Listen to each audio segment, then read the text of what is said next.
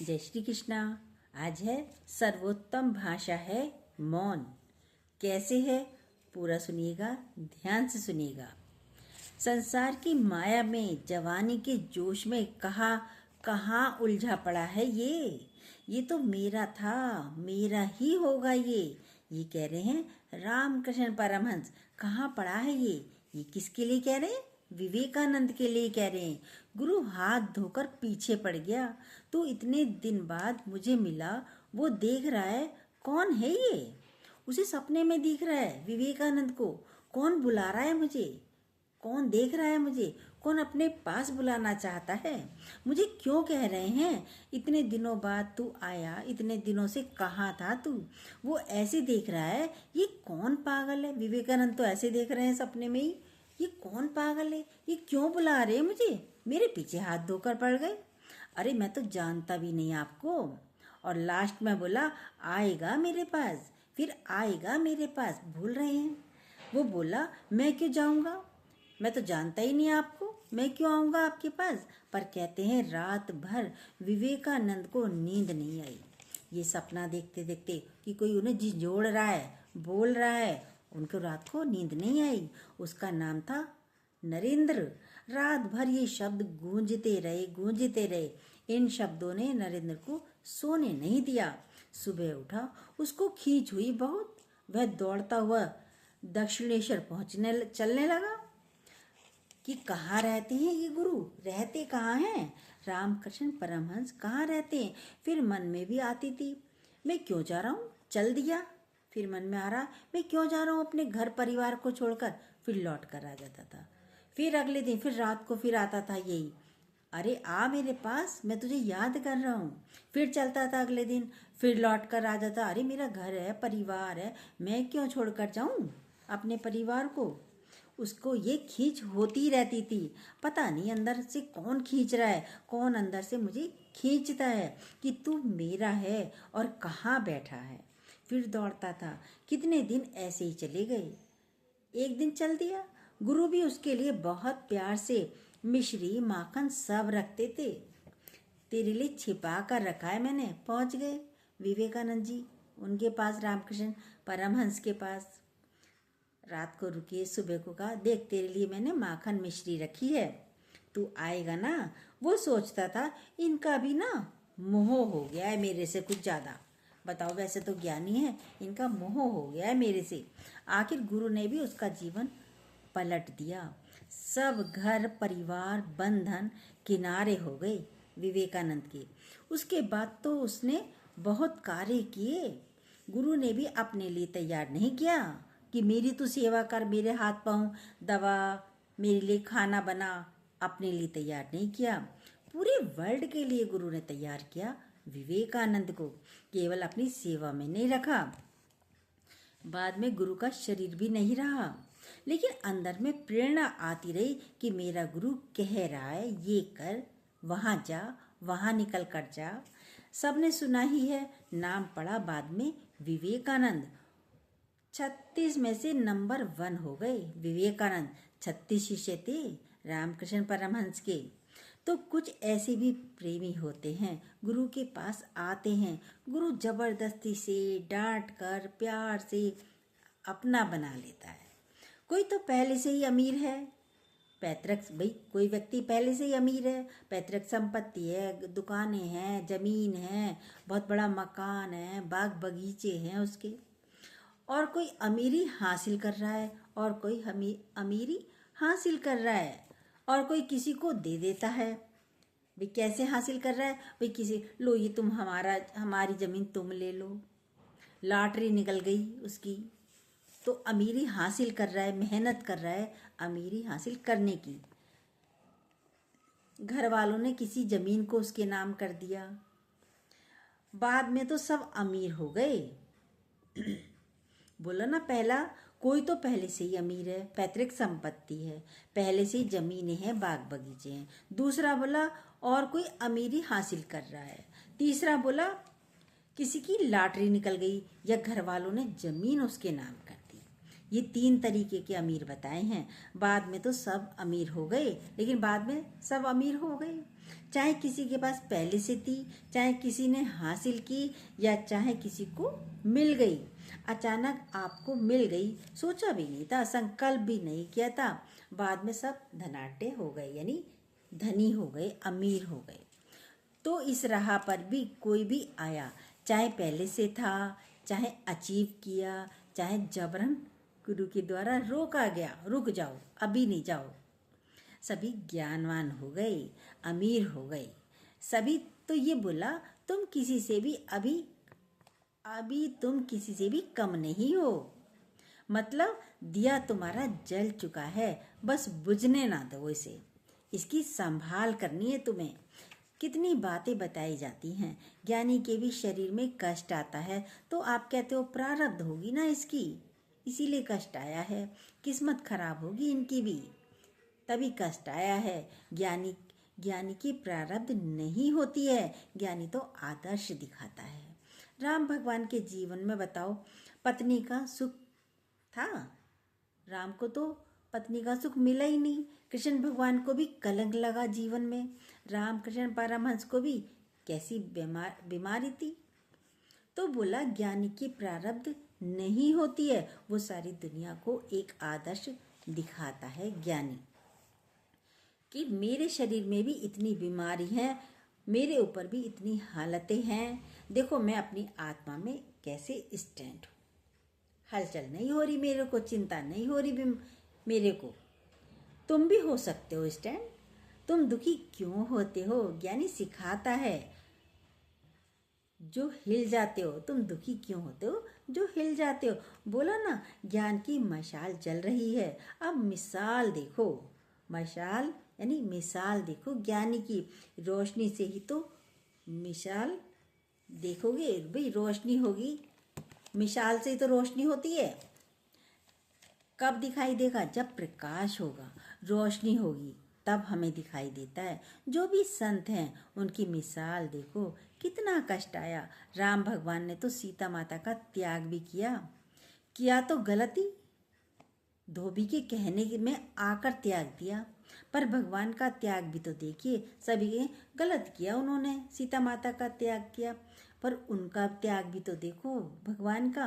किसी के कहने से कोई त्याग सकता है, ये भी तो देखो। पर वो ब्रह्म ज्ञानी है, ज्ञानवान है, तभी इतना ऊंचा त्याग कर सके।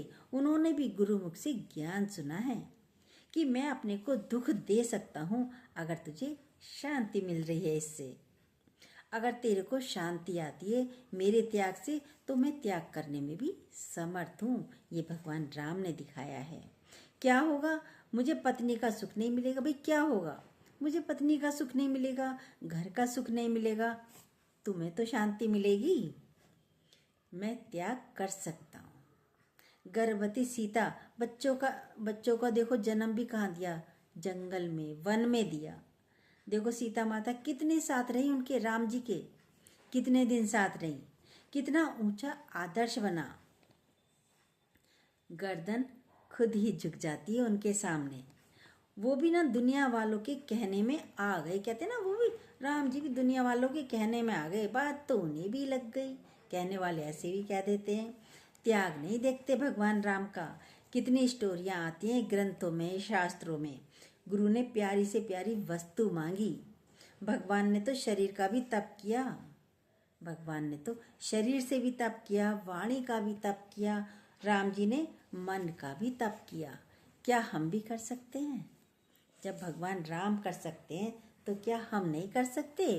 राजकुमार थे, राजा थे, सीता जी भी राजकुमारी थी, जंगलों में रहीं, कुटिया में रहीं। हमारी तो एक चीज चली जाए परेशान हो जाते हैं, हलचल में आ जाते हैं। संतों की है बात, बात बात में बात, कोई राज है, रहस्य है, तभी बोलते हैं राम लीला, कृष्ण लीला। ये नहीं बोलते कि राम जी के कर्म, कृष्ण जी के कर्म, कर्म नहीं बोलते इनके भगवान के। सर्वोत्तम भाषा है मौन, परमात्मा से मिलाप कराती है मौन। कैसे कराती है, ध्यान से सुनिएगा। जब तक जगत की बातें बोलते हैं तो मौन कैसे रह पाओगे?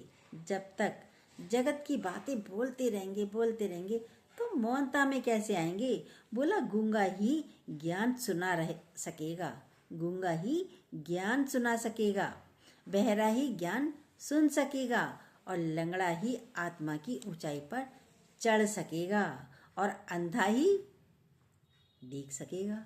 कैसे? सारी बात ध्यान से सुनिएगा, इसका ज्ञान समझ नहीं आता। तो बोला गूंगा ही ज्ञान बोल सकेगा। कैसे बोल सकेगा? जो मैं मेरे की बातें ना करे। ध्यान से सुनिएगा क्योंकि ये मौनता पर है। जो मैं मेरी की बातें ना करे, चिंता की बातें ना करे, पास्ट की बातें ना करे, जो हो चुका है सो हो चुका। नया जन्म है तुम्हारा तो पुराने जन्म की बातें क्यों करते हो। जब गुरुमुख हो गए हम, आज से हमारे जीवन में गुरु आ गया तो नया जन्म हो गया, तो पुरानी बातों को भूल जाओ, मत करो पुरानी बातें। जो है देखा भूल जा, क्या करेगा याद करके। ये जमाना भूल जा, क्या करेगा याद करके। तो मौनता में आ जाओ। मौन में आओगे, मनन में आओगे तो दर्शन हो जाएगा परमात्मा का। जब मौनता में आए तो अंदर मनन भी चलेगा, अंदर मनन चलेगा तो परमात्मा के दर्शन भी हो जाएंगे। बोलते रहोगे तो अंतर में विक्षेपता आ जाती है, अंदर में विक्षेपता आती है और वृत्ति भी हमारी भंग होगी, शांति नहीं आएगी। तो परमात्मा से मिलाप कराती है मौन। कल्प वृक्ष की एक शाखा है मौन, जो चाहो सो पाओ। मौन में बहुत कुछ मिल जाएगा। गुम होके देख नजारा, गुम होके नजारा तो देखो। मौनता को पहले धारण तो करो।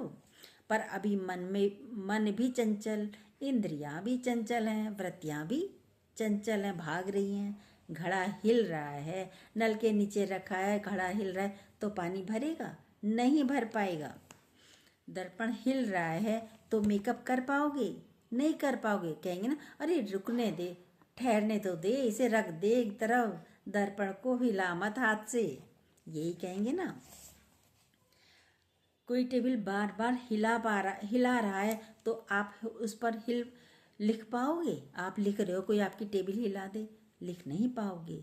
यहाँ भी मन इंद्रियां इतनी चंचल हैं तो इसके लिए मौन। बोला कल्प वृक्ष की एक शाखा है मौन। जैसे कल्प वृक्ष के नीचे जो चाहो वो मिलता है। जो भी संकल्प किया पूरा हो गया। सत्संग एक कल्प वृक्ष है तो उसकी एक शाखा है मौन। पहली स्टेप है, स्टेप क्या है? मौनता की। मौन रहिए, कुछ देर से स्टार्ट तो कीजिए, कुछ समय के लिए स्टार्ट तो कीजिए। मौन में ही बहुत कुछ पा सकते हो। कोई बात समझ ना आए तो शांति में बैठ जाओ, तुरंत हल हो जाता है। देखते हैं अगला सीन क्या होता है। किसी की लड़ाई हो गई, अब आप अभी उठ जाओ लड़ाई करने के लिए तो गलत हो जाएगा। मौनता में थोड़ी देर बैठो, देखते हैं अगला अब क्या कहेगा, उसके बाद देखते हैं हमें क्या करना है। तो लड़ाई समाप्त भी हो जाती है। आज तक का चैप्टर पढ़ लिया, देख लेंगे कल क्या सीन होगा, कल क्या बात उठती है, कल देखेंगे इसको। अच्छा ही लिखा होगा भाई, हमारे भाग्य में अच्छा ही लिखा होगा, कल भी अच्छा ही होगा, कोई बुरा होगा ही नहीं। इस तरीके से चलिए। इसके लिए मौन रहो, बाहर से भी मौन रहो और अंदर से भी मौन रहो। तो बोला कल्प वृक्ष की एक शाखा है मौन। फिर हीरे की खान है मौन। कैसे है हीरे की खान मौन? जैसे हीरा कीमती होता है ऐसे ही मौनता भी हीरो की खान है। जैसे किसी को हीरे की खान मिल जाए तो वो माला माल हो जाता है, मौनता भी ऐसे ही है। एक बोली मेरे मन में जो आता ना मैं बोल देती हूँ। मैं तो मुंहफट हूँ, गुरुजी बता रहे थे, मैं तो मुंहफट हूँ, मैं तो बोल देती हूँ, मैं अपने अंदर नहीं रखती कुछ भी, तुरंत बोल देती हूँ। मेरे मन में जो आता है निकाल देती हूँ, अब चाहे अच्छा हो या बुरा हो। गंदगी देखिए अंदर नहीं रखी तो बाहर पलट दी, अब तो और गंदगी हो गई। यहाँ तो गुरुजी कहते हैं अंदर भी गंदगी नहीं रखो और बाहर भी पलटो मत गंदगी। मन भी साफ हो, वाणी भी साफ हो, बोला तो बोलो तो विचार के, खाओ तो विचार के, चलो तो विचार के। विचारवान बनिए तो बताए ये हीरो की खान है। मौन बहुत कीमती होता है, बहुत कम दिखाई देता है। मौन दिखाई कम देता है, मौनता में कोई रहना ही नहीं चाहता, तो दिखाई इसलिए कम देता है। हीरे मोती के शहर में हीरे मोती की शहरों में कम दुकानें होती हैं। और सब्जी मंडी में जाके देखिए, सब्जियों की कितनी दुकान, ठेले लगे होंगे। आलू, भिंडी, बैंगन, टमाटर, मटर, सब ठेले, कितने ठेले लगे होते हैं, लेकिन हीरे मोती की दुकानें कम होंगी। ऐसे ही ये मौन भी संसार में कम दिखाई देगा। बोल सब रहे हैं, लड़ रहे, भाई बोल रहे हैं तो लड़ रहे हैं। कोई लड़ रहा है, कोई झगड़ रहा है, बोलने के बाद क्या होगा? लड़ाई झगड़ा। केवल चंद लोग ही परमात्मा के संग योग लगाकर बैठते हैं। जो मौनी होंगे, मननशील होंगे, मुनि होंगे, वो कुछ लोग ही नजर आएंगे संसार में। आकाश से पृथ्वी तक राज्य करता है मौन। कैसे करता है सुनिए। जो मौन रहेगा तो सबके दिलों पर राज भी करेगा। आकाश से पृथ्वी तक राज्य करता है मौन। जो मौनता में रहता है वो सबके दिलों पर राज भी करता है। धरती से लेकर आकाश तक, मतलब क्या है? उसका राज्य है। जो सबको प्रेम करेगा, मौन रहेगा, अच्छे वाइब्रेशन देगा चारों तरफ, ज्ञान की सुगंध उसकी चारों तरफ फैल जाती है। उसका सबके दिलों पर राज्य हो जाएगा, सब तक वह पहुंच जाएगा। तो धरती से लेकर आकाश तक मौन का राज्य हो जाएगा। वैसे भी देखो, सब चुप हैं, धरती भी चुप है, गगन भी चुप है, और चुप है जल परिवारा। फूल भी चुप है, पत्ती भी चुप है, घास भी चुप है, मिट्टी भी चुप है। सारा ब्रह्मांड मौनता में चल रहा है।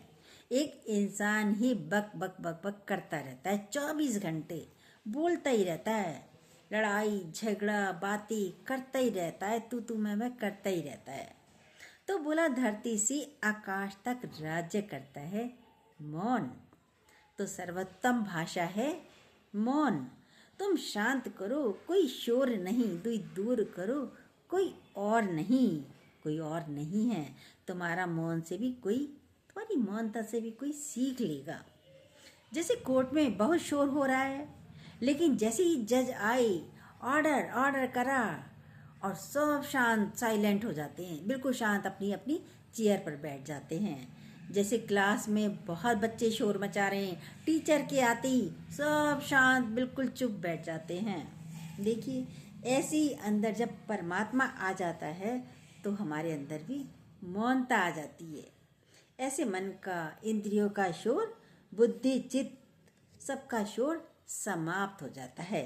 जैसे ही गुरु अंदर आकर बैठ गया तो सब शांत हो जाते हैं, मौनता में आ जाते हैं। तो सर्वोत्तम भाषा क्या है?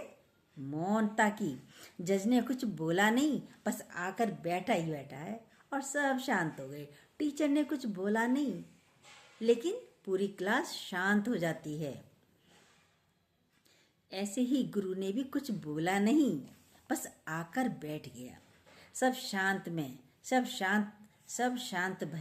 शांत भये। अब तुझ में पूर्ण विराम। तो सर्वोत्तम भाषा है मौन। क्या है? मौन सर्वोत्तम भाषा है। तो मौनता में रहिए, कुछ देर रह कर तो देखिए। कुछ देर रहते रहते आपको बहुत अच्छा लगेगा। जय श्री कृष्णा। जो न्यू हो प्लीज़ सब्सक्राइब कीजिएगा, बेल को दोबारा प्लीज़ ज़रूर कीजिएगा, और अपने लाइक कमेंट ज़रूर दीजिएगा।